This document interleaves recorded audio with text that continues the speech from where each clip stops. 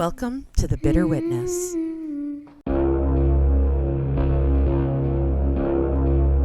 Don't be scared.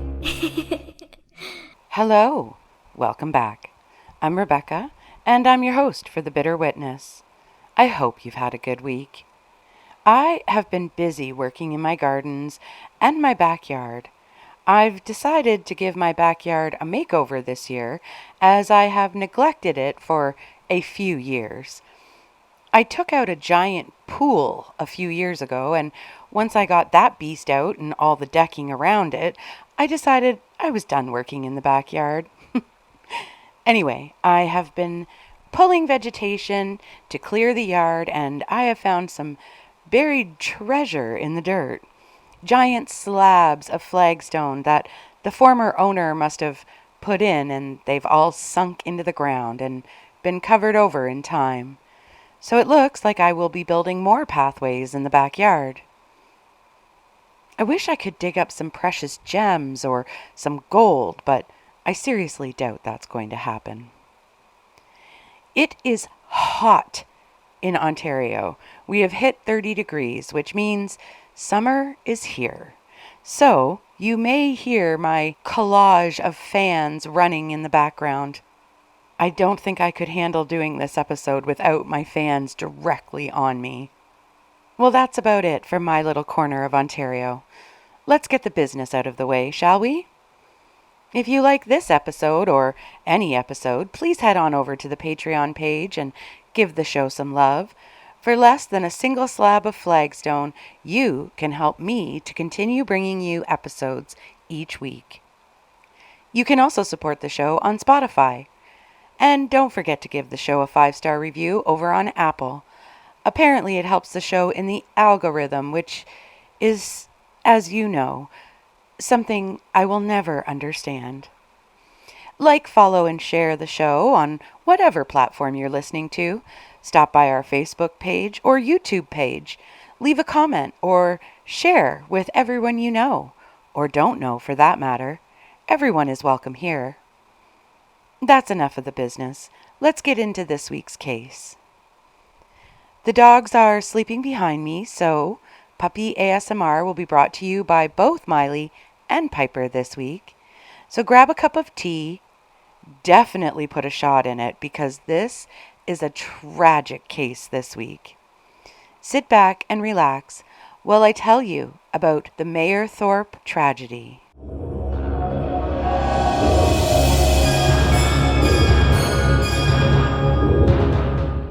As always, I want to give the victims in the case top billing, and, as in so many of our cases that we discuss, the harm this case has caused is long-reaching and still felt even 20 years later. Peter, Anthony, Leo, and Brock, and to all their families, loved ones, and all Canadians who were affected by this case, I acknowledge you and send my love to you wherever you may be. The Royal Canadian Mounted Police, or Mounties as we Canadians lovingly call them, a symbol of Canadian identity, carries a history rich with tradition, yet etched with profound sacrifice. A Mountie's responsibilities are remarkably broad, spanning from everyday policing in quiet rural towns to the complex challenges of national security and organized crime. RCMP officers dedicate themselves to safeguarding Canadian communities, often working in isolated and demanding landscapes. The dangers they encounter are diverse, encompassing volatile public interactions, exposure to violent crime, and the inherent risks of patrolling expansive territories, frequently in solitude. The 2005 tragedy that occurred at Mayerthorpe, Alberta, ignited profound grief that is still felt to this day, and national discussion concerning gun control, policing practices, and the inherent risks faced by law enforcement in rural areas. However, no amount of debate or deflection can ever diminish the fact that Canada lost 4 heroes that day. A permanent reminder of the ultimate price paid in service to this great nation.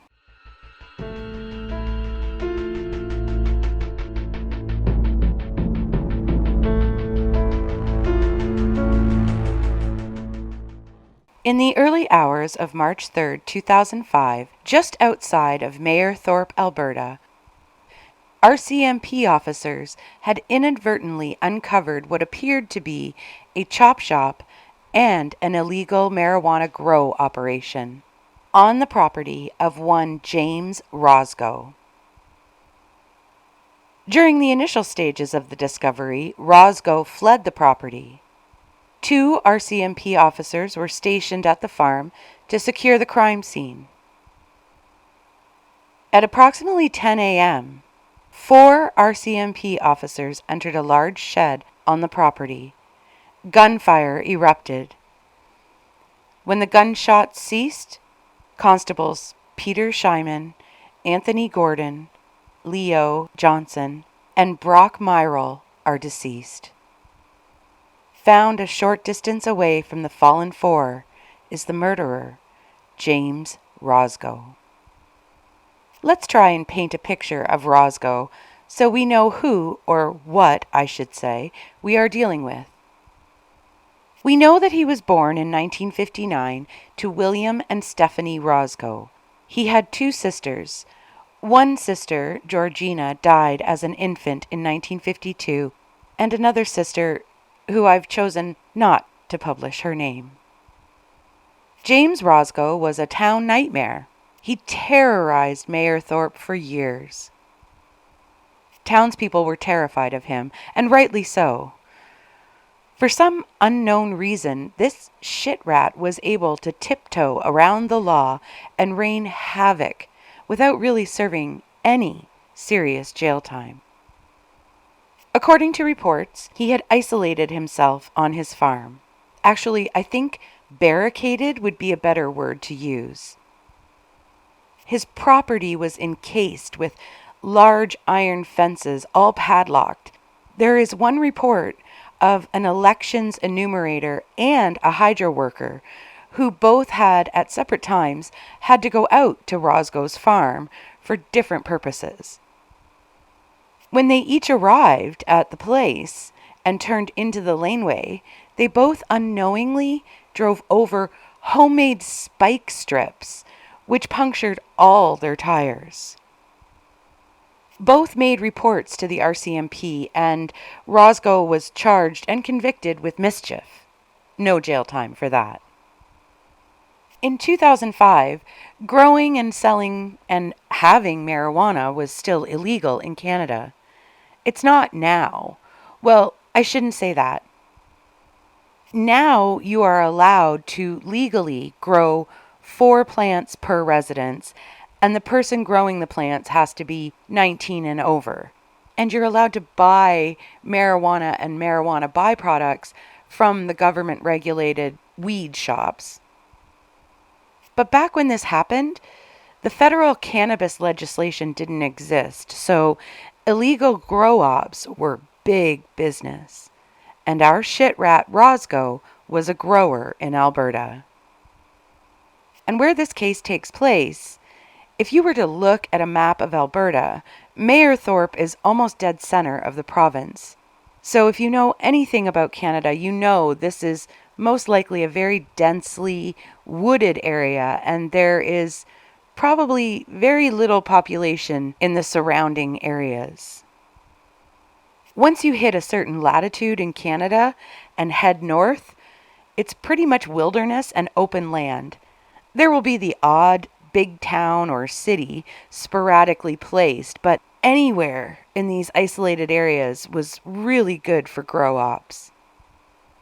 In fact, back in the day, if you were willing to live completely off the grid, you could make some decent money by living up in a cabin up in the Rockies, where you would be responsible for taking care of a grower's crops.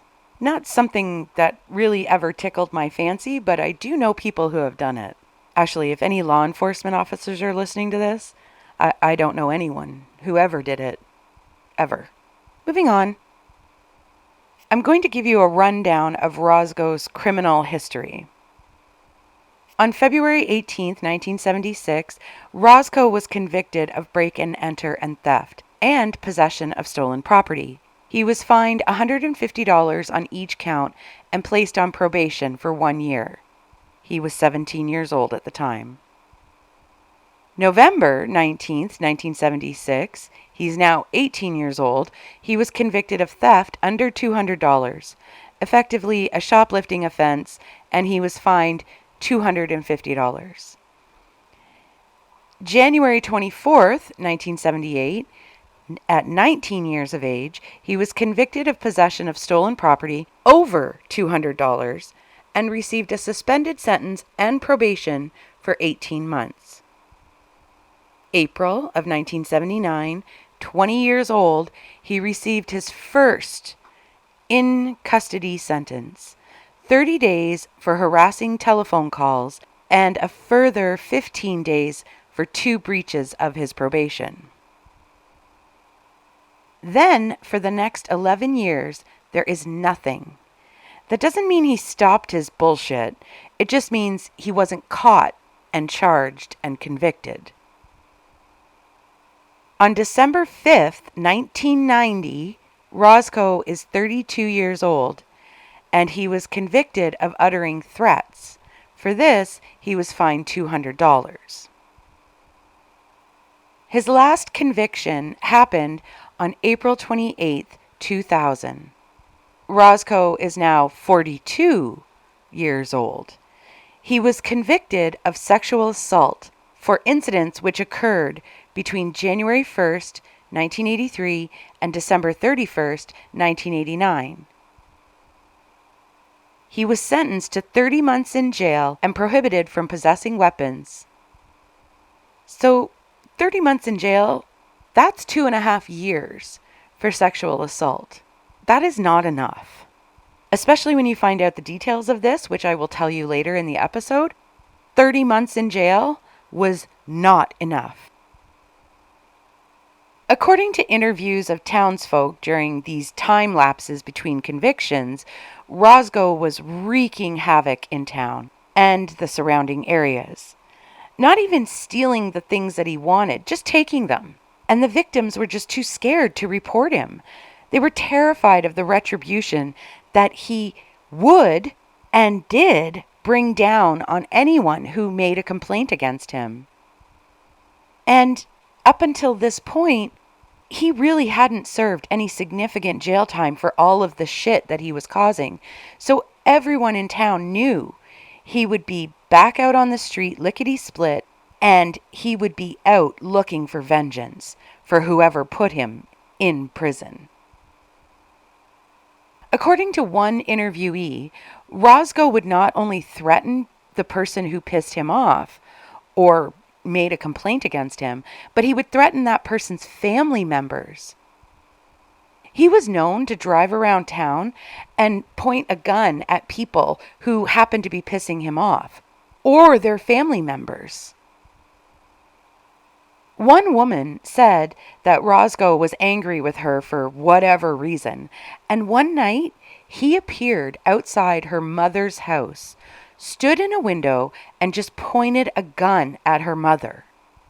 Okay, that is fucking terrifying.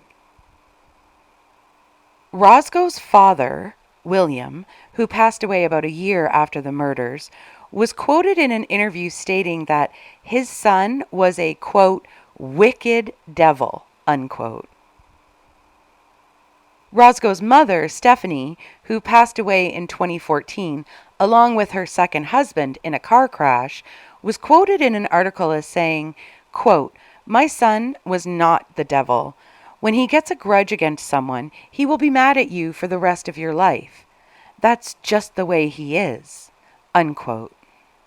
According to the Edmonton Sun, Stephanie defended her son until the end of her life, despite everything he had done. Well, isn't that just the epitome of a mother's love? So we now have proof that Roszko was an absolute shit rat. According to a retired RCMP officer, Mike Stetnick, for the sexual assault conviction that he received, Roszko used weapons, guns, to pull children off the street, force them into his truck.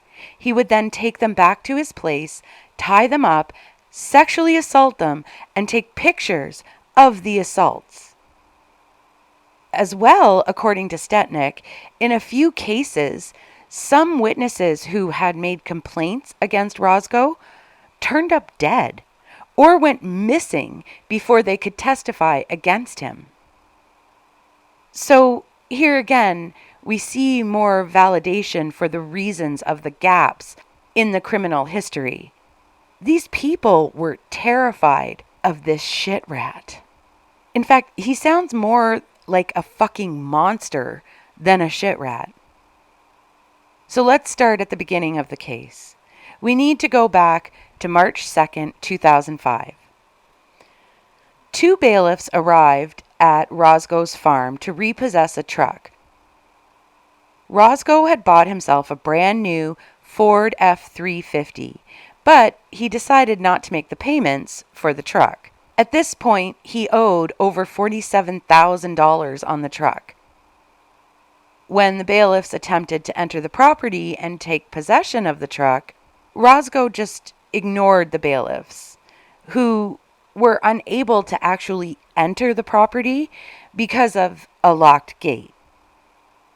They spotted Roszko walking around on the property and had tried to get his attention, but Roszko had simply opened a door and released his two vicious Rottweiler guard dogs. Let's just say these were not friendly pups that were in need of some lovin'.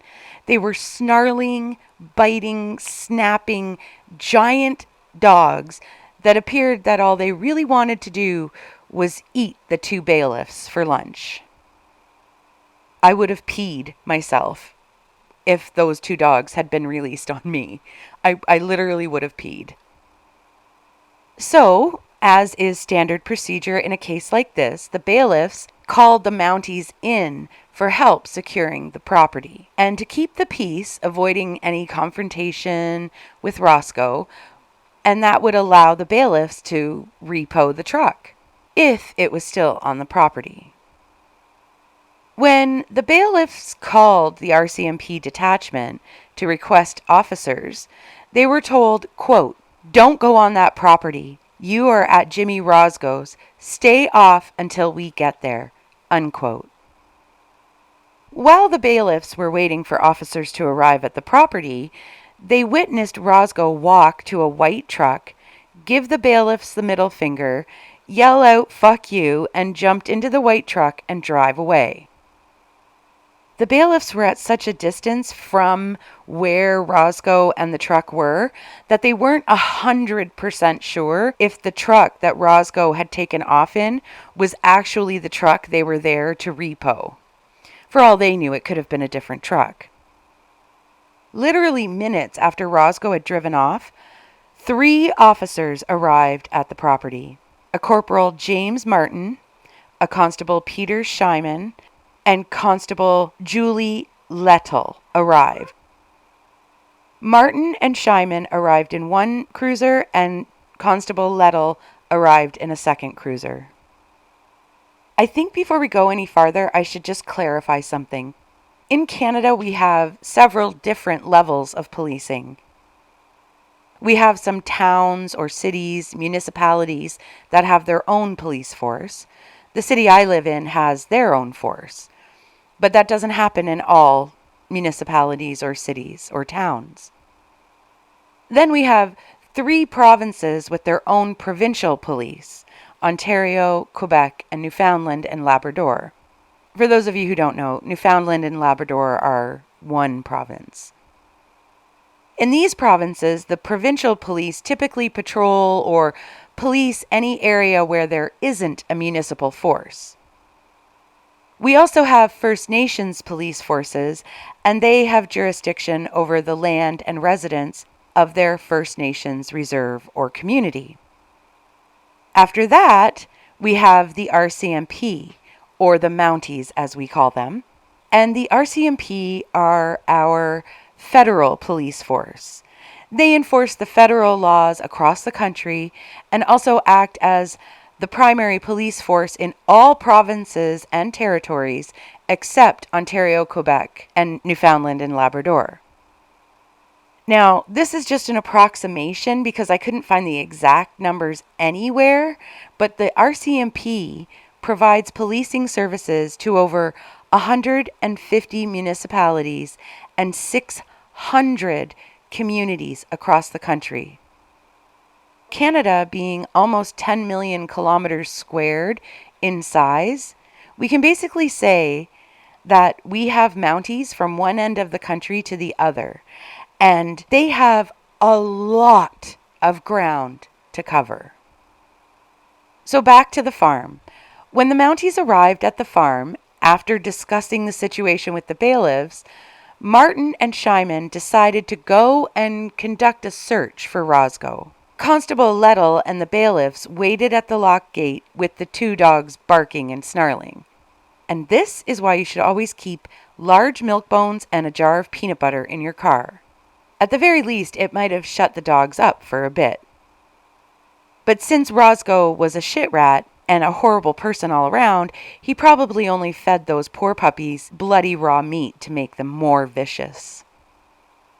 While out searching the perimeter of the farm for Roszko, Martin and Schiemann came upon a witness, Diane Romeo, who had been out for a horse ride when Roszko sped by her in his truck.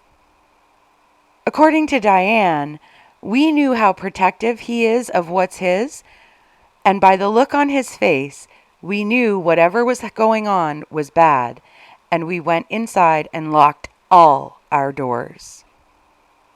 When they arrived back at the farm, Martin radioed back to the detachment for a Corporal Whipple and asked Whipple to come meet them out at the farm. Martin's plan for Whipple was that he would take up the search on the roads and continue looking further north for Roszko. Since the bailiffs were legally entitled to enter the Roszko property to search for the truck, the group forced the steel gate open. The first order of business was to take care of the dogs. So instead of shooting them, because that would be awful, the officers pepper sprayed the poor pups, and they were able to herd them into a shed. And in order to make sure that the dogs were secure and did not get out of the shed, they backed Constable Lettle's cruiser up against the door of the shed to make sure that there was no way these dogs were getting out, which, one, is brilliant, and two, is really the only thing they could do was to pepper spray them. So calm down, Karen. The dogs weren't hurt. They just had some itchy eyes. And these pups had been literally trained vicious and to attack humans by shit rat Roszko. So if you want to be pissed off, Karen, be pissed off at Roszko for turning these beautiful puppies into beasts. After the dogs were secure, the officers and the bailiffs made their way over to a large Quonset shed. A Quonset shed is one of those big semicircle metal sheds that you see on a lot of farms. And apparently, the word Quonset has its origins in the Algonquin language and translates to small, long hut. The more you know. Once inside, the officers found what could only be described as a chop shop, and in the back of the Quonset was a huge grow-op with hundreds of plants. There were all kinds of vehicles and vehicle parts, as well as a power generator block inside the shed. Grow-ops take a lot of power to run, and that is one of the tip-offs for police, the high levels of hydro consumption. In fact, here in Canada, back then, hydro companies would notify the police when a residence would start using ridiculous amounts of hydro. This happened to me when I first bought my house. My hydro company called and asked me why we had such high hydro consumption. Our bills were $700 a month, and I had no idea why. Luckily, I knew the girls who worked the desk at Hydro, and they told me that if they didn't know me, they would have already called the police to report a possible grow-op. It turned out that there were two reasons for my high hydro bills. One was the ancient water heater in the basement of my house, and the other was that my neighbors were stealing hydro. They had buried some extension cords under our fence while my house sat empty and plugged into a few outside outlets. It was a mess. Watch your hydro bills. The officers knew from what they had seen that they would need to obtain a search warrant to begin a criminal investigation. They wouldn't be able to go off of the bailiff's warrant because that warrant was specifically for the white truck. So after a quick 10 to 15 minute search of the Quonset shed for the truck, everyone left the Quonset. The truck that was supposed to be repoed wasn't found anywhere else. And the bailiffs, by law, had to post a warrant on the door of Roszko's trailer home and then report the truck as stolen to the RCMP. Officer Schiemann called in a BOLF for the truck. That is a be on the lookout for. When Schiemann called in the be on the lookout, he requested to dispatch that they include the information for anyone who encounters Roszko to take extreme caution with this guy. Schiemann was told by the detachment operator that they could include that the man, meaning Roszko, was possibly in possession of firearms as well. Schiemann had a quick conversation with Corporal Martin, who was the senior officer at the scene, and Schiemann answered to the dispatch operator, "Yeah, go ahead and do that." So the be on the lookout for went out with the warning to take extreme caution and that the suspect could be armed. Remember that. That's important. And one thing, why do they call it that? A BOLF. That was in the actual court records that I found. BOLF. I thought it was a BOLO. BOLO. But then I guess if we were really going by the first letters of the words, it should be BOTLF, a boltuf. Anywho, a be on the lookout for the white truck was issued and a report was made that Roszko had stolen the truck. So now we're at about 4:30 or 5 p.m. on March 2nd, 2005. Currently, we have the two bailiffs, Constable Schiemann, and a Constable Myrol at the property. Myrol had come back to the property with Schiemann at some point. One of the bailiffs would later testify that while they were waiting for Corporal Martin to get the search warrant, the men were chatting, and during that conversation, either one or both of the RCMP officers relayed to the bailiffs that it was a well-known fact in town that Roszko was a police hater, and in fact he hated all authority. As well, he was very violent and unpredictable, and they knew that he always had weapons on him. At one point, one of the officers stated that Roszko was well known to the RCMP officers in that jurisdiction. Remember what these officers have just said for later on in the episode. Later, during one of the inquiries, Corporal Martin would testify that not one single officer who was at the Mayerthorpe detachment had previously had experiences with Roszko. And in fact, none of the officers that were at the Roszko property would have any idea of how dangerous Roszko was. But I question that statement. I question it a lot. Because when the bailiffs called for help, they were told, "That's Jimmy's house, wait for us." And what we're talking about here is a very small town. If Roszko was as awful as all the reports state, and I believe the reports, everyone would have known about Roszko. So for Martin to say that none of the officers had previous experiences with Roszko might have technically been true because none of them had arrested Roszko. But to say that none of the officers that were at the Roszko property would have any idea of how dangerous Roszko was is a flat out lie. I think it's just a matter of semantics here. The bailiffs stayed at the farm until about 6:30 p.m., and then the two of them decided that Roszko most likely wasn't coming back with the truck. Martin had left to obtain the search warrant for the property, and in order to get the search warrant, he had to include Roszko's criminal history.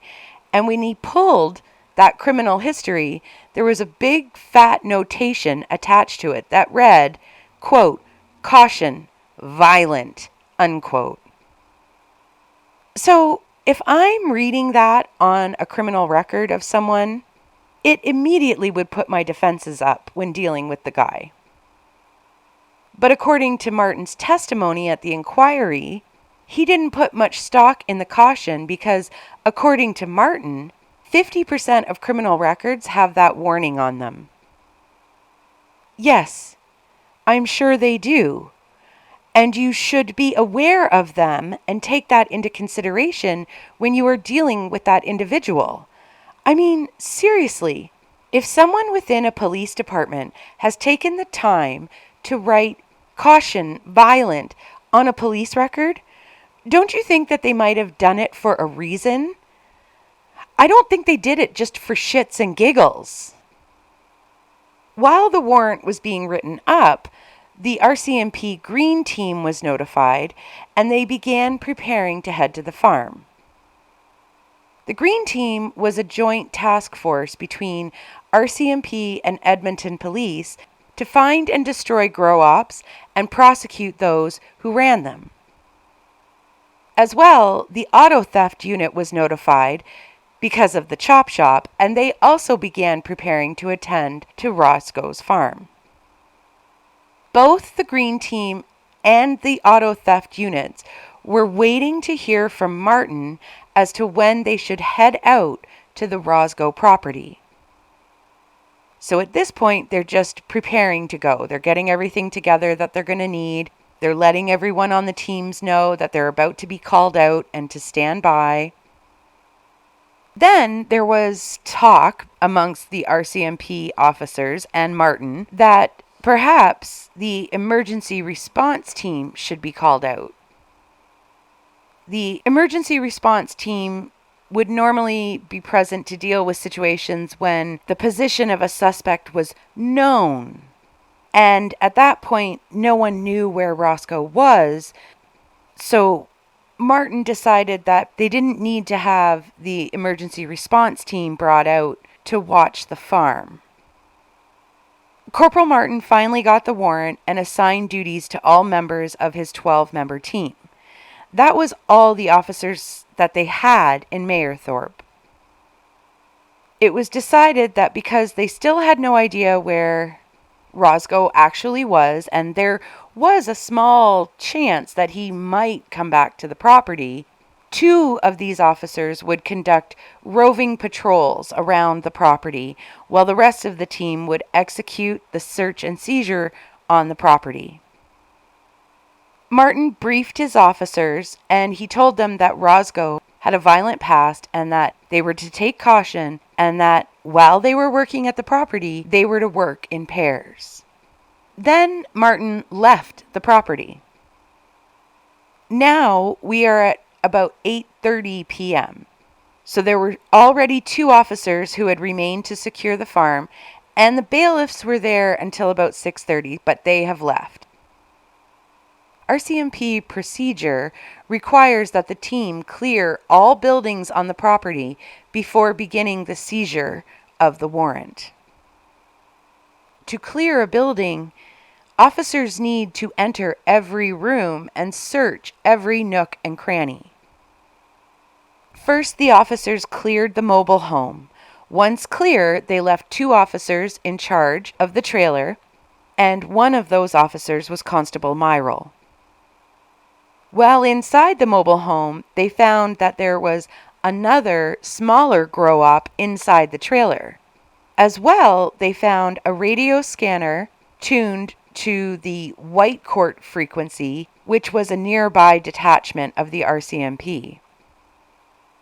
They also found lists that detailed specific and personal information on officers from 4 different local RCMP detachments: Mayerthorpe, Whitecourt, Barrhead, and Evansburg.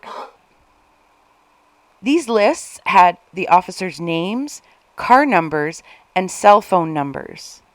They found .308 and 9mm caliber ammunition also inside the trailer. You know, if I saw this kind of stuff inside a home of someone like Roszko, you know what I would immediately think of? One of those domestic militia groups, paramilitary groups that hold massive hatred for the law and government and tend to expel vigilante justice wherever they deem fit. Normally, they dole out this vigilante justice without asking any questions. All that stuff they found about the officers, that's intelligence. That's data for something. 4 officers then went to the Quonset shed and cleared it. 2 of these officers were Corporal Martin and Constable Schiemann. Once the Quonset was cleared, they began searching and cataloging everything in the shed. Because there was not good lighting inside the shed, the officers opened the large overhead door at the front to let the light in. Now that the officers could see the scope of the operation at Roszko's farm, they decided to call the Green Team and the auto theft unit in and tell them to start heading out to the property. That call was made about 9:30 p.m. on March 2nd. The auto theft unit told Martin that they would arrive in the morning, and the Green Team told Martin that they would be there as soon as they could. And this is when I found out something interesting. This entire time, Corporal Martin has been the senior officer at the scene and been in charge, and I actually thought that he was the commanding officer for the detachment, but he wasn't. He was the acting commanding officer for the detachment. Mayerthorpe's actual commander was a Sergeant Pinder, who was on holidays at the time. But because of the size of the operation that was unfolding in front of him, Martin thought it might be a good idea to call Pinder and fill him in on what was happening. When Pinder got the call and heard what was going on, he decided it was probably a good idea for him to head out to the property and have a look-see at what all was going on. The Green Team arrived at the property at about 12:30 a.m. on March 3rd, 2005. As soon as they arrived, they started to dismantle the 2 grow-ops, and because there was more than 2 officers on the scene, Martin decided to take advantage of this and allow some of the officers to go home and have a break. They decided to leave the dogs in the shed barricaded with Constable Lettle's car, so someone gave her a ride home. Schiemann and Myrol also left. Martin contacted a Constable Johnston, who up until now had been off duty, and asked him to come to the property to provide security for the Green Team and to remain until the auto theft unit arrived.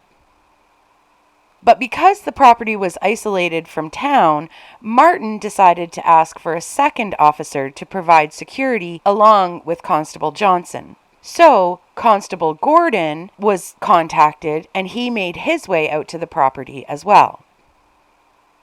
Gordon arrived at the property at 2 a.m. Johnston arrived around 2:30 a.m.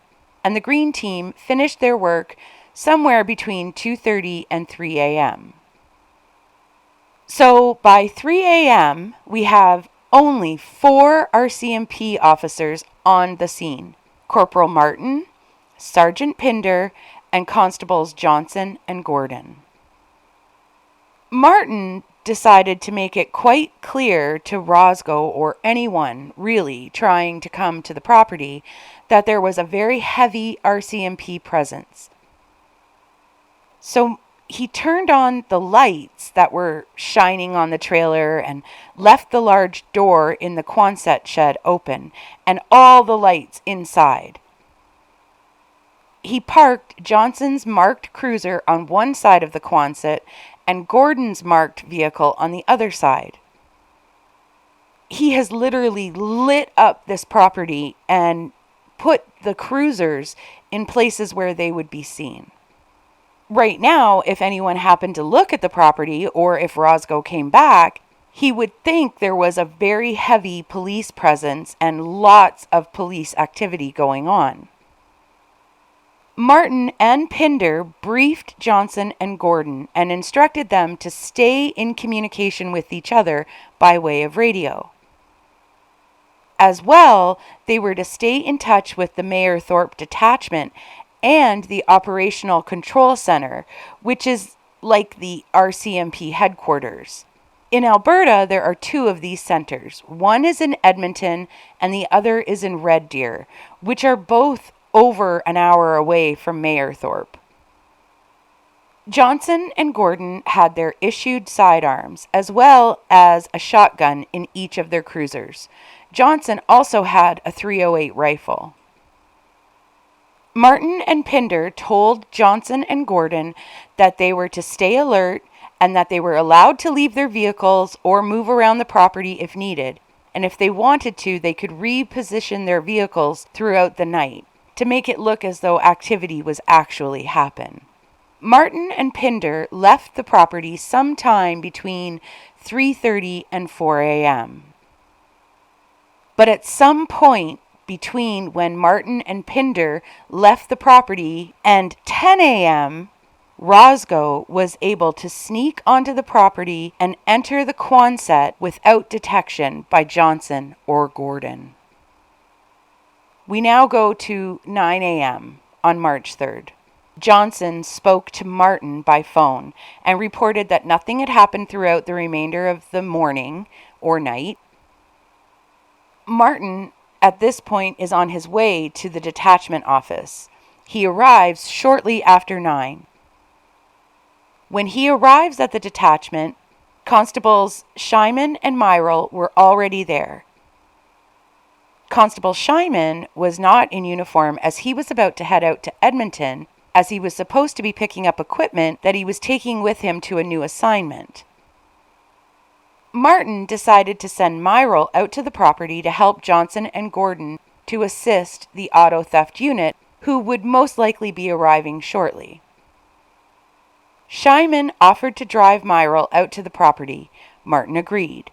But Schiemann and Myrol had to make a couple of stops first before they headed out to the farm. Those puppies had been locked inside the shed all night, so Martin instructed Schiemann and Myrol to head to a vet's and get a sedative for the dogs, and then to make a stop at a store and get some type of meat so they could get the dogs to take the sedative. Then the dogs could be caged without harming them. There isn't an exact time that Schiemann and Myrol arrived out at the farm. The two officers from the auto theft unit arrived at 9:56 a.m. The two officers from the auto theft unit are Constables Vigor and Hugestrat. I think I said that right. And in their report, they stated that they saw 4 people on the property, 3 in RCMP uniform, so that's Johnston, Gordon, and Myrol, and 1 in civilian clothes, which would have been Constable Schiemann. According to the officers of the auto theft unit, the 4 officers were standing by the wooden shed behind the Quonset. 2 of the officers were standing on the trunk of the cruiser that was backed up against the door. The other 2 were standing beside the trunk of the cruiser, very close to the door of the shed. I'm thinking the 2 officers on the trunk were trying to drop the sedated meat into the shed, and the other 2 officers were making sure that the dogs didn't escape while they were prying the door open to throw the meat in. So now we have 6 officers on the property, and don't forget, Roszko is inside the Quonset lying in wait. Upon arrival, Officer Hoogestraat got out of the vehicle and approached the 4 officers. Constable Gordon walked towards and met Hoogestraat and had a brief conversation with him. Apparently the 2 were acquainted, and Gordon was informing Hoogestraat where they had to conduct their work. Hoogestraat left Gordon and went back to the back of the vehicle and started getting dressed in his personal protection equipment. At the same time, Officer Vigor got out of the auto theft vehicle and made his way around to the back of it and also began dressing. Hoogestraat and Vigor saw the 4 officers, Johnston, Gordon, Myrol, and Schiemann, walk around the side of the Quonset and enter the shed. Within a minute of the 4 officers entering, there were 2 loud bangs heard. But at first, both Hoogestraat and Vigor thought that someone had banged something against the metal wall of the Quonset. Then, a volley of 6 to 8 shots rang out from inside the Quonset. Hoogestraat and Vigor pulled their guns and began running towards the Quonset. As they were running, Vigor called to Hoogestraat, "Call in a 1033, officer down." Vigor didn't know if there was an officer down, but he figured there most likely was, and it was better to make the call than not. Hoogestraat turned back and ran for their vehicle to make the call to dispatch. Vigor kept running towards the Quonset. He sheltered himself behind one of the cruisers parked outside the large front door. Suddenly, Roszko came sauntering out of the Quonset, carrying a semi-automatic rifle in his hands, with a Winchester rifle slung across his back and a Beretta pistol tucked into his belt.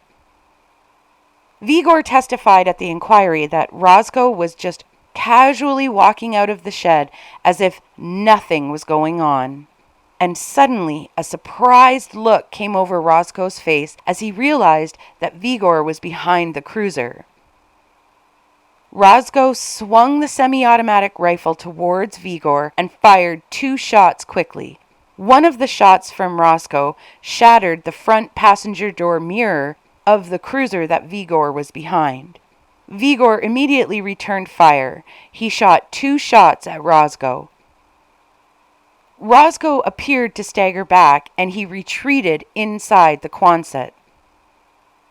Vigor wasn't sure if he had actually hit Roszko, but he thought he might have. In actuality, Vigor had hit Roszko's left hand and his right thigh, fracturing his femur.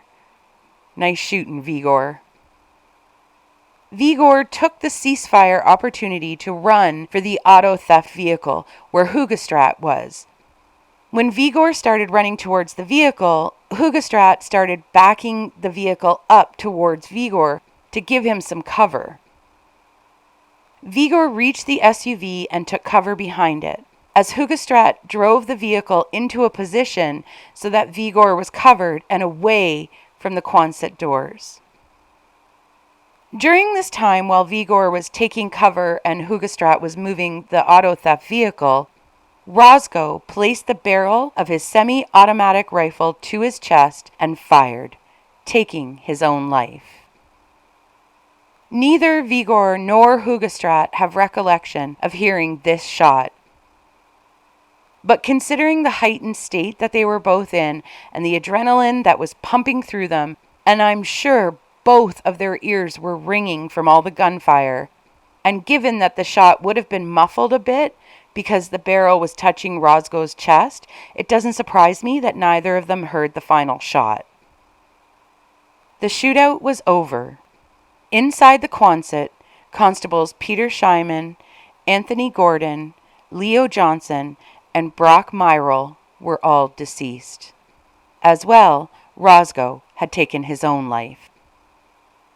According to the public inquiry and the medical examiner's report, 3 of the officers had been wearing soft body armor, but that did nothing to protect them from the hail of bullets from Roszko.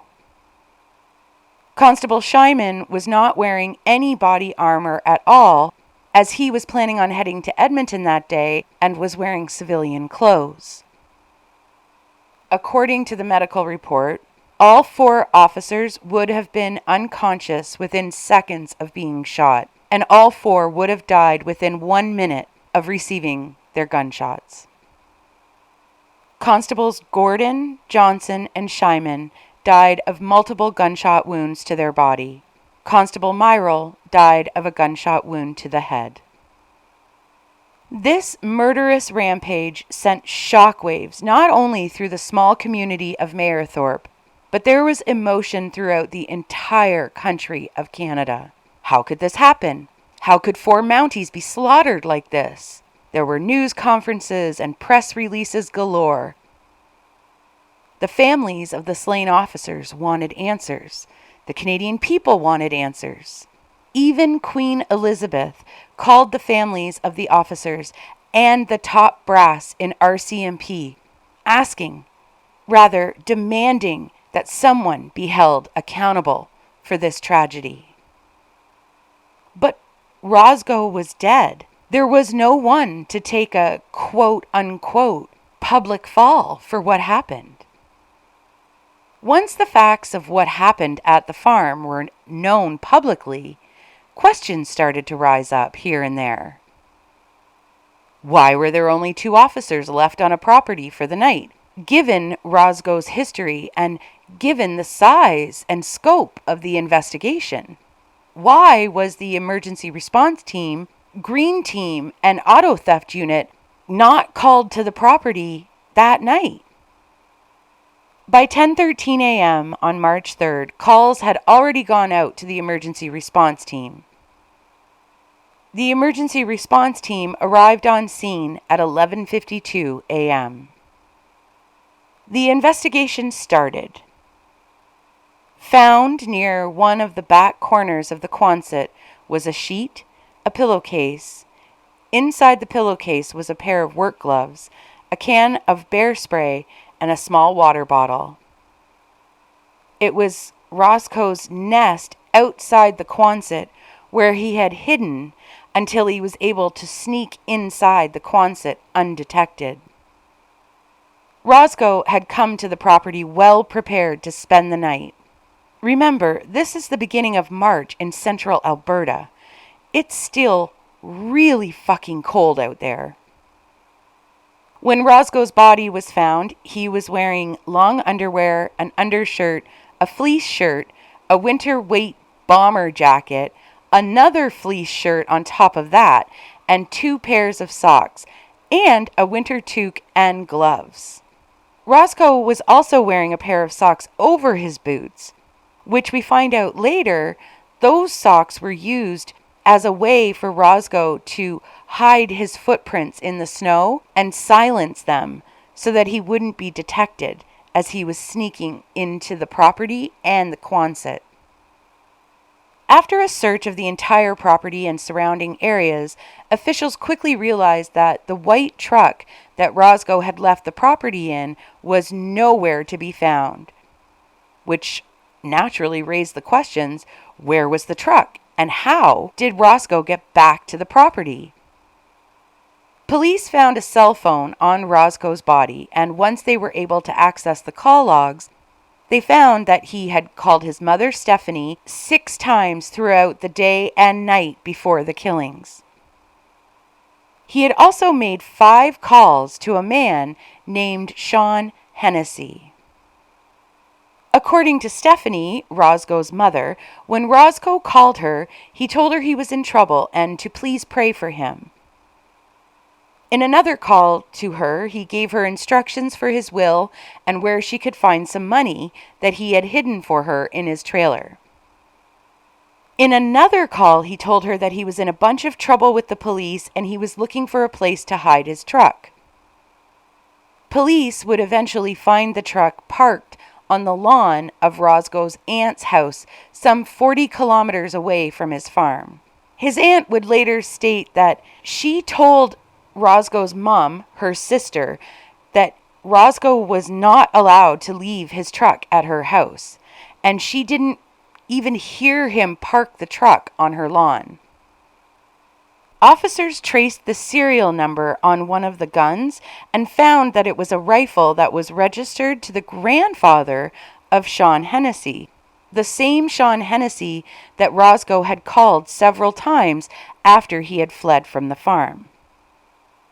When interviewing the grandfather about his rifle, Grandpa Hennessy told RCMP that he had last seen his rifle in November of 2004, and that he usually kept the rifle behind the seat in his truck. He told the officers that he had noticed that the rifle was missing on March 6, 2005, but he was absolutely certain that his grandson, Sean, had nothing to do with the rifle going missing.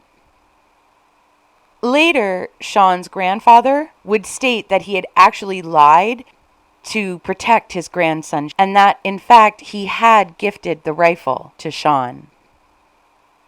The information about the phone calls that Roszko made after fleeing the police became public, and Sean Hennessy was interviewed by the Globe and Mail. He stated that he had no idea why Roszko had tried to call him several times the night of the murder, and that he had nothing whatsoever to do with the murders of the 4 RCMP officers. RCMP questioned Sean, and he told them the same thing he had told the media. He had no idea why Roszko would be calling him, he didn't talk to him, and he had nothing to do with the killings. But the RCMP knew through tips that were coming in through Crime Stoppers that both Sean and his brother-in-law, Dennis Schiemann, had a history with Roszko. Roszko was often in Sean's workplace in Barrhead, a town around 60 kilometers north of Mayerthorpe. And both Sean and Dennis had been hired by Roszko to do some work around the farm at different times. RCMP suspected that either one or both Sean and Dennis had been the ones to help Roszko to find weapons and to return to the farm that night. But they had no evidence. So, RCMP decided this would be a perfect opportunity to run a Mr. Big operation. For those of you who don't know what a Mr. Big operation is, it is a police tactic where undercover officers will infiltrate the world of a suspect. They will make the suspect believe that they work for a high-up criminal, Mr. Big. The entire goal of a Mr. Big operation is to have a suspect confess to the crime. So what happens is the undercover officer infiltrates their world and starts to become friends with the suspect. They gain their trust. Then they deliver that they are part of a criminal organization and they're willing to bring the suspect into that organization with them. But the suspect will have to do some small criminal jobs for them first, of course, for fast, easy money. Once this part of the operation has taken place, the undercover officer informs the suspect that they are almost on the inside of the criminal organization, but they have to prove that they have done something in their past that would allow Mr. Big to trust them. They aren't going to be able to get on the inside of the criminal organization unless they have the trust of Mr. Big. In some cases during this operation, the undercover officer can go so far as to use a veiled threat by subtly hinting that unless the suspect comes clean and tells the truth about what they've actually done in their past, Mr. Big could get violent. It's usually at this point where the suspect starts singing like a songbird, telling all of the illegal things that they have done. And in some cases, admitting to things they haven't actually done, either out of a desire to join Mr. Big's organization or from fear of being hurt or worse. Once the confession has been made to the undercover officers, the suspect is arrested. There are some issues with the Mr. Big operation. The most obvious is the chance of false confessions. As well, these are ridiculously expensive operations to run. Remember how I said that the suspect will do errands for Mr. Big for easy and fast cash? Well, that cash has to come from someplace. And police aren't allowed to actually break the law. So any of these supposed illegal errands that the suspect is running for Mr. Big has to all be staged with undercover officers. These operations aren't quick. They aren't over in a week or even a month. These operations can go on for months and months, even years. And that only attributes to the high cost of these operations. Then we come to the ethical issues. With this type of undercover operation, some have argued that by using betrayal to gain a confession is actually unethical and not fair to the suspect. Others see the entire operation as an abuse of power on the part of the RCMP. But in many cases, these operations are extremely effective in obtaining confessions.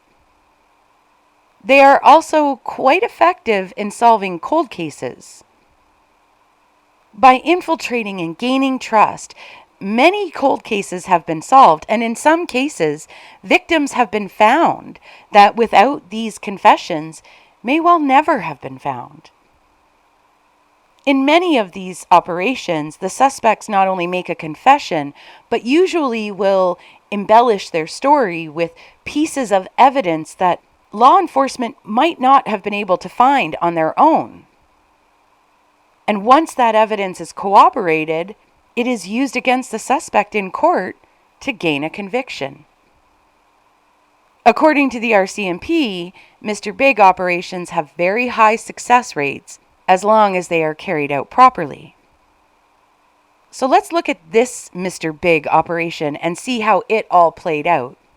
Remember, the RCMP at this moment is under ridiculous amounts of pressure because the families, the public, the government, even the Queen are all wanting someone to hold accountable for these murders.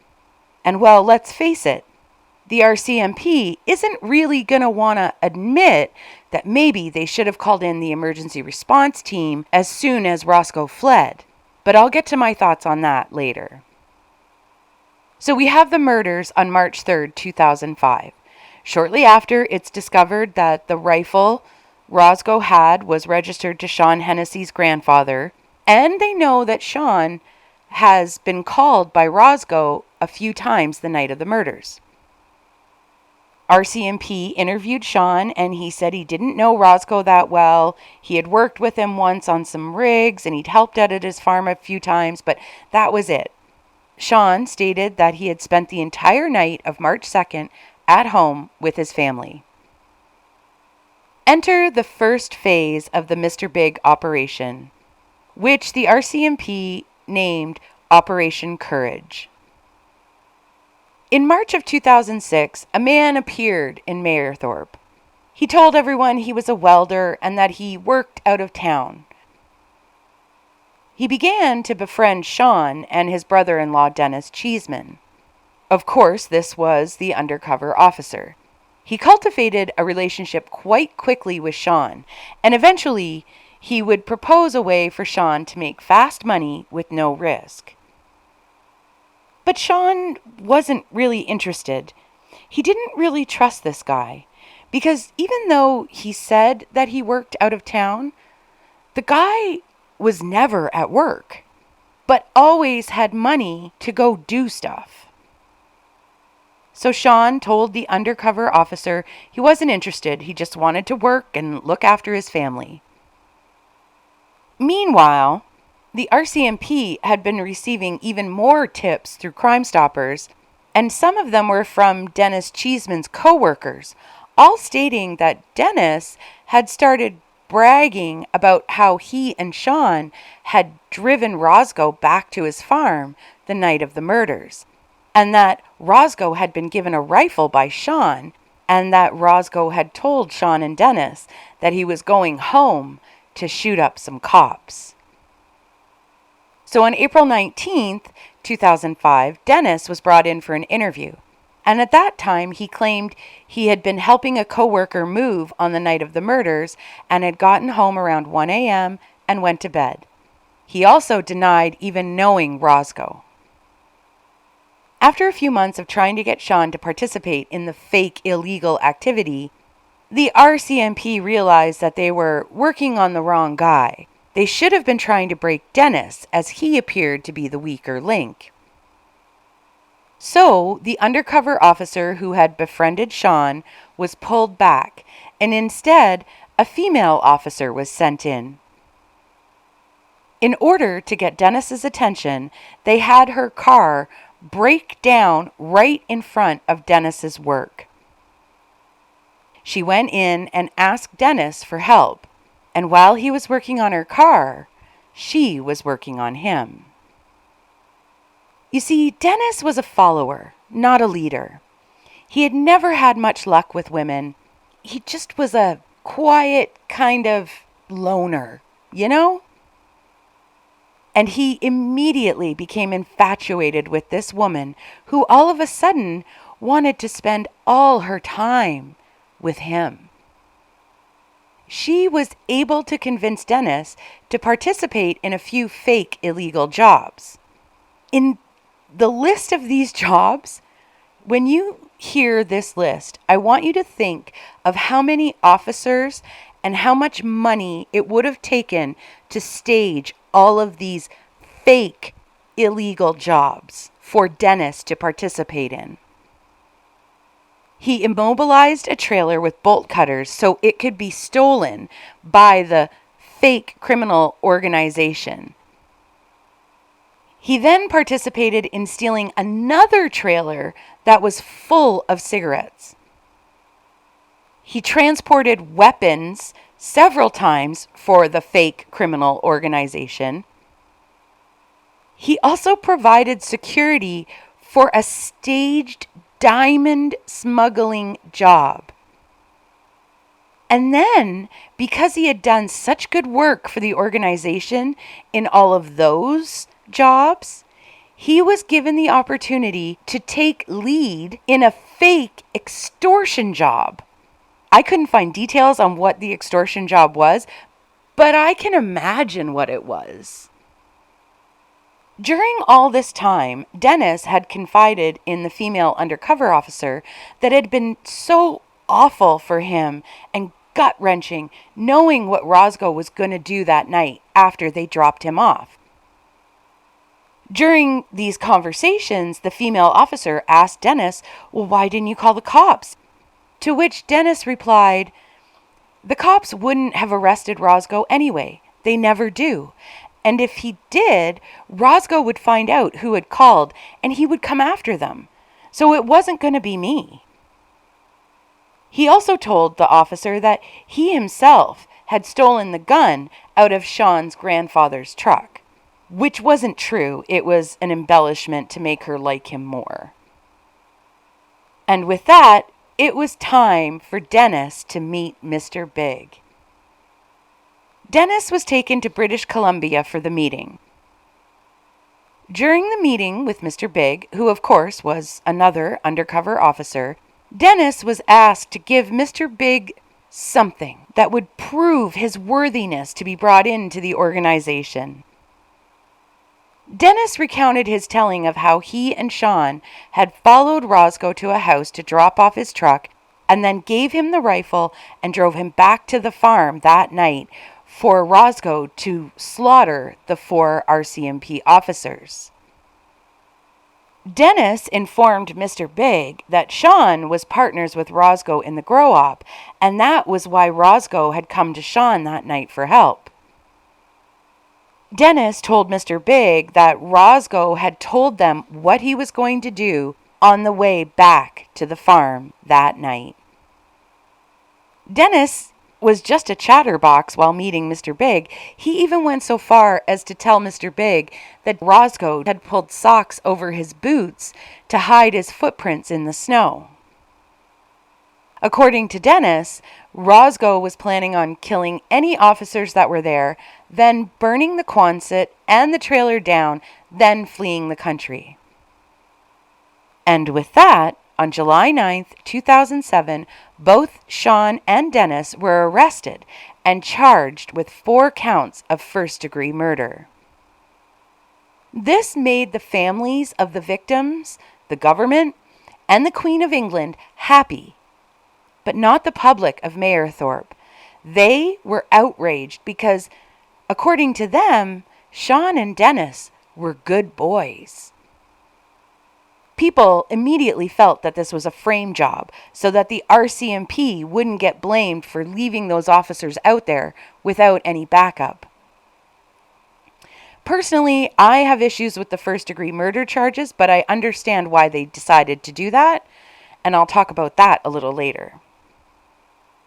So these boys were arrested on July 9th, 2007, and it wasn't until January 19th, 2009, that Sean and Dennis would plead guilty to a lesser charge of manslaughter because of a plea agreement. When Sean and Dennis were first arrested, they both stated to the police that Roszko had told them that all he was going to do that night was to burn down the Quonset and the trailer with the 2 grow-ops in them and then flee the country. But once the deal of manslaughter was offered and the boys realized that they would rather serve way less time in jail for manslaughter, they both admitted that they helped Roszko get back to the farm and that they knew what he was planning on doing. Sean was sentenced to 15 years in prison and Dennis received 12.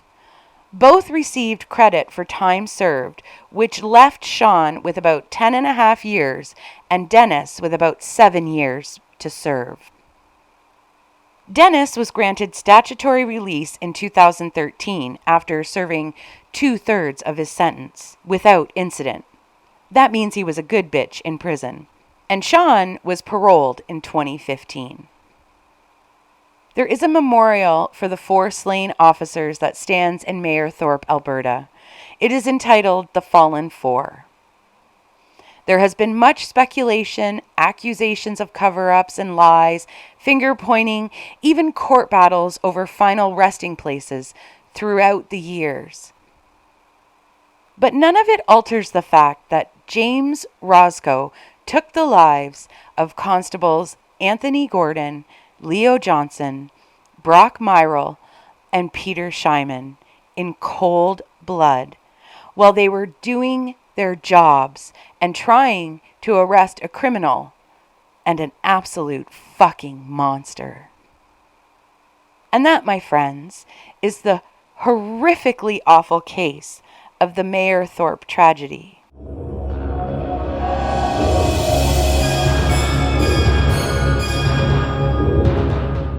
My thoughts. I have many thoughts on this case, and this case itself makes me sick to my stomach. Shit rat Roszko, he terrorized the people of that community for years. He kidnapped children at gunpoint, held them hostage in bindings, and sexually assaulted them. He shouldn't even have been free at the time that these murders happened.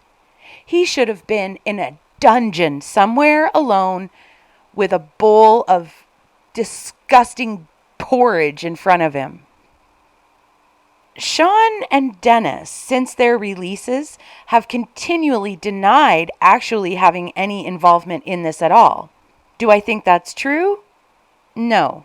Do I have proof of that? Also no. There had to be a connection between Sean and Roszko. Otherwise, how would Roszko have gotten that gun? Sean's grandfather admitted to gifting the gun to Sean. Dennis lived with Sean and his wife and kids, and he was good friends with Sean. So it wouldn't surprise me that Dennis was also tangled up in all of this simply by association, if nothing else. Sean and Dennis at one point admitted knowing Roszko and doing some work for him out on the farm. Was that work building and taking care of the grow-op? Sean and Dennis, while they were incarcerated, filed several appeals because they had changed their story to this: denial of any involvement at all. Luckily, all of their appeals were denied. And I think at the end of the day, the truth lies somewhere in between all the stories that Sean and Dennis have told over the years. Honestly, I think Sean and Dennis were terrified of Roszko, just like everyone else in the area. And when he showed up at the house and said, "I need a gun, you need to follow me and take me back out to my house while I ditch this truck at my aunt's," this horrible monster is standing inside that house with Sean's wife and babies. In my head, all I can think of is he just wanted to get Roszko out of there, so they agreed to do whatever he wanted. However, that doesn't clear them of culpability in this case. There were lots of different points where they could have phoned the police. When Roszko was driving to his aunt's house, they could have called the police. When they got out to the farm, when they dropped off Roszko, they could have called the police. There were many, many, many opportunities to call the police. Sean could have told his wife secretly, "Call the police when we go." In my opinion, Sean and Dennis don't have get out of jail free cards on this. The Fifth Estate, a docu-news show on CBC here in Canada, has done several documentaries on this case. And for the majority of the episodes, the RCMP comes under heavy fire by the CBC. At first, the CBC stated that the inquiry that happened into the incident was literally just a verbatim copy of the internal RCMP investigation. But I read the public inquiry, and in the places where there is copying, the public inquiry document literally states that it was quoting from the internal RCMP investigation. Of course it was. The internal RCMP investigation was part of the data used to conduct the public inquiry. The public inquiry also copies verbatim quotes from the officer's notes from the tragedy, the court case, everything. That is what a public inquiry does. It takes all the facts and sorts through them, then presents its conclusions, and it has to present all the data used to get those conclusions. The Fifth Estate never published how they got their hands on that internal RCMP investigation document. They also never published the internal RCMP investigation document. So I couldn't look at it to determine exactly if what they were saying was true. Now, had the public inquiry recommendations and findings been exactly what was found in the RCMP internal document, that might have been a little bit of a different story. But reading the public inquiry myself, I know that the public inquiry used all of those other data points to come up with its findings. So for me, I don't believe the CBC's claim that this was a verbatim copy, not unless they're willing to publish the internal RCMP document. And the publication ban on this case is long gone, so there is absolutely no reason why they can't publish it. The Fifth Estate was also critical of the Mr. Big operation that was used to arrest and convict Sean and Dennis. But you know what? 9 times out of 10, if you're a good person, an innocent person, I mean inherently not a criminal, You shouldn't have anything to worry about if police run a Mr. Big operation on you.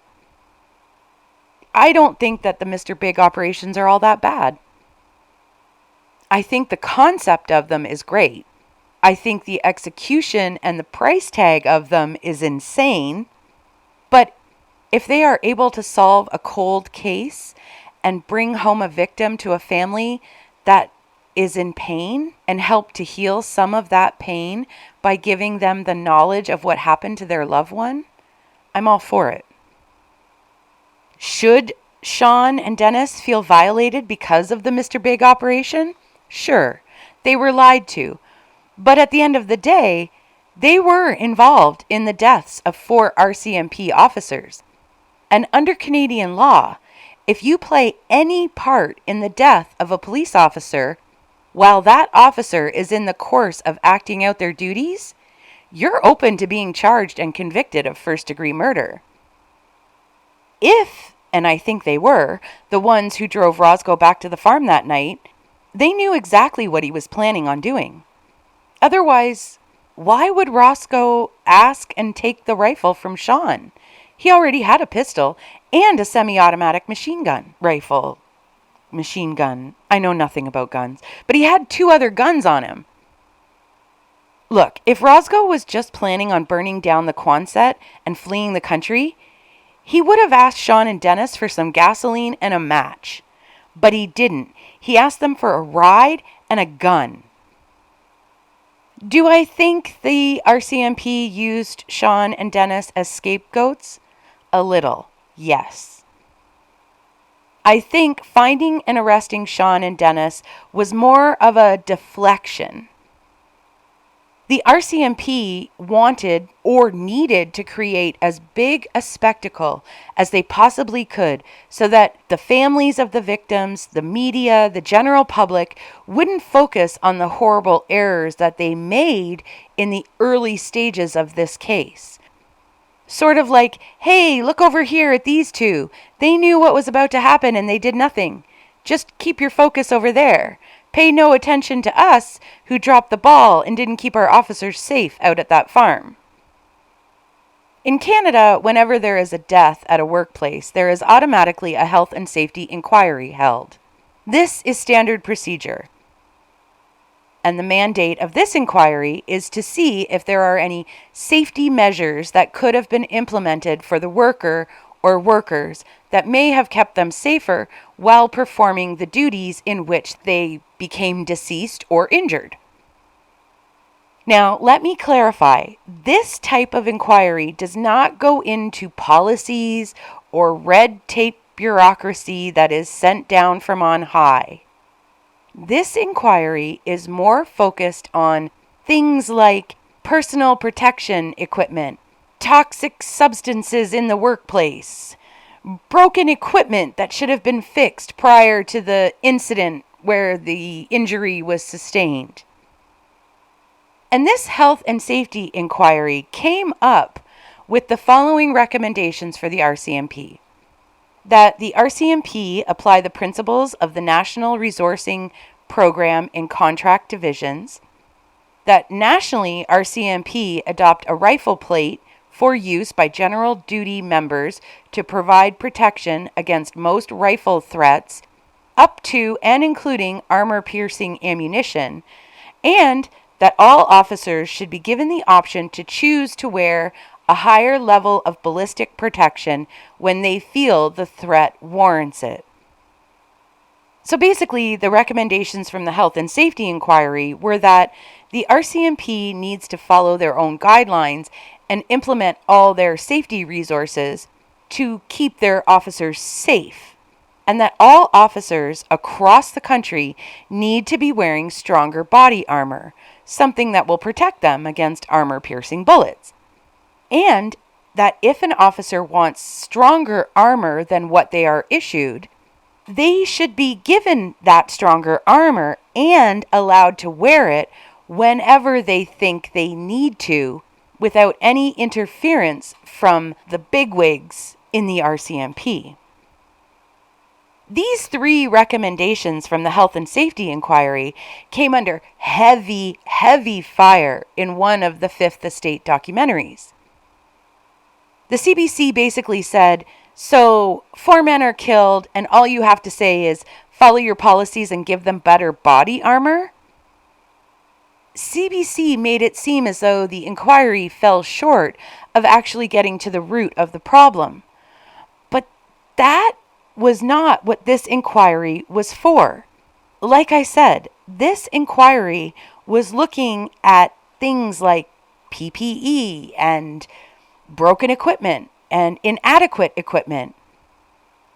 When you really think about it from that point of view, there really wasn't much else that the Health and Safety Inquiry could have recommended. This was an ambush and a failure to protect officers by their own organization, not a failure of safety equipment. No matter how strong body armor is, it can't stop a bullet from hitting you in the head or neck or arms or legs, can it? Corporal Martin, the acting commander, knew exactly how dangerous and insane Roszko, the shit rat, was. You can't tell me he didn't, and here's why. First, everyone in town knew about Roszko and how protective he was about his property and how much he hated police officers.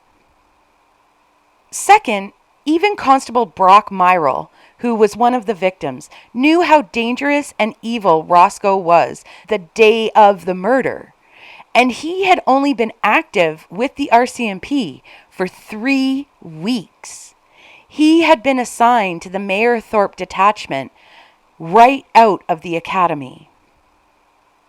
Third, when Martin was obtaining the search warrant, he had to pull Roszko's criminal history, and there was that notation that said Roszko was extremely dangerous.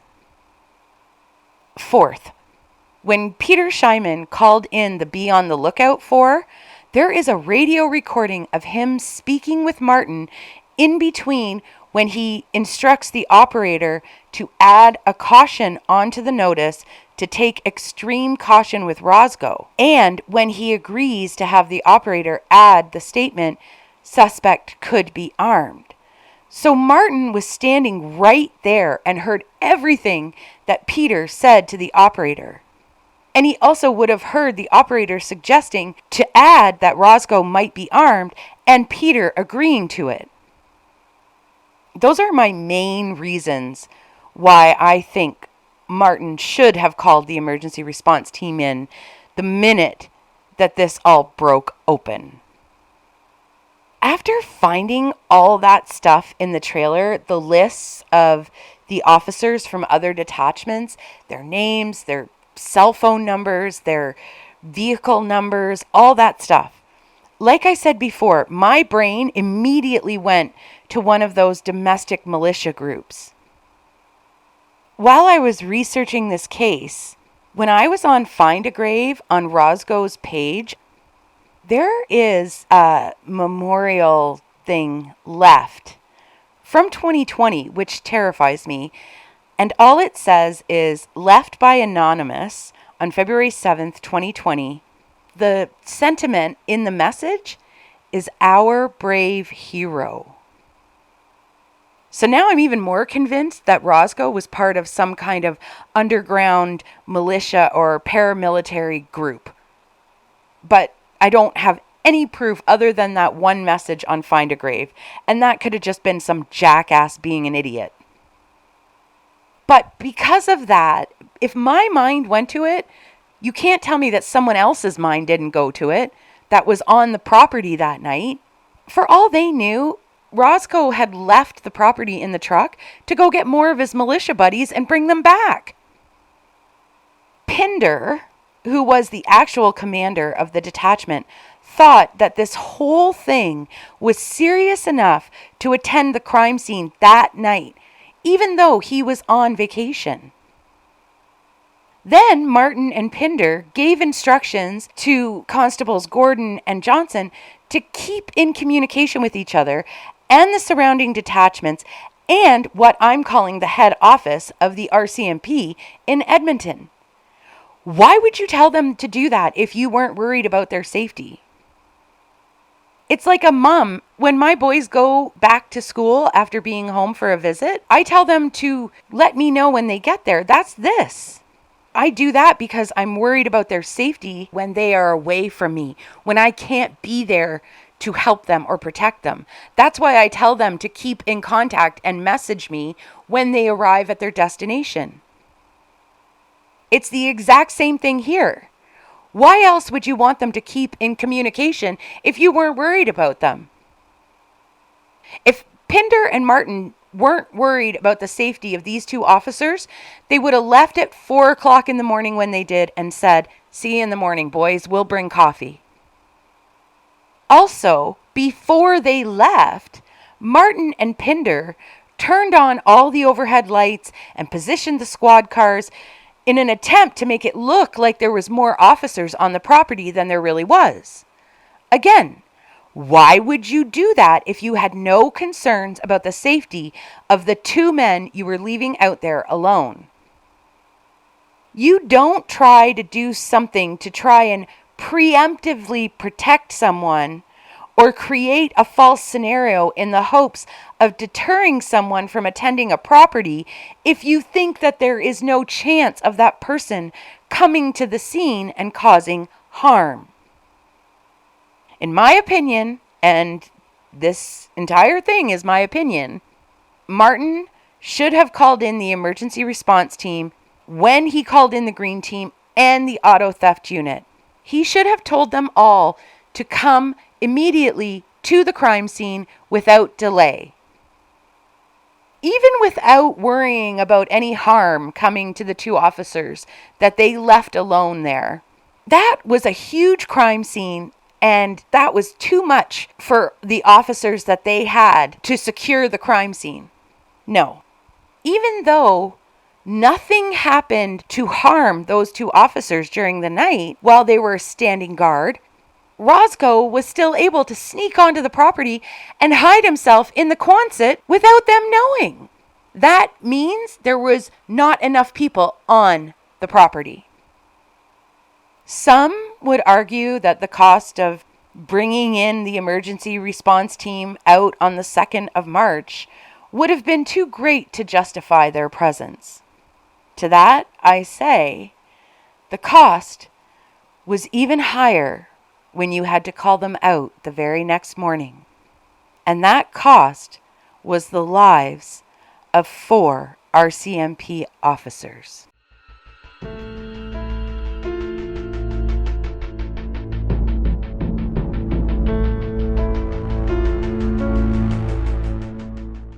What an awful case. My feeling is that if someone is willing to wear a badge and deal with all the shit snakes and evil that seems to be all over the world, not just in Canada, and offer to protect the Canadian citizens at all costs, including their own safety and life, then they deserve not only our utmost respect, but also all the protection that we can give them. I have nothing but love and respect for the Mounties, and I sleep well at night knowing that they are out there doing what they do. And with that, I think we'll leave it there for this week. Stay safe, get your pap test done, and enjoy your day today. This has been a Bitter Witness production.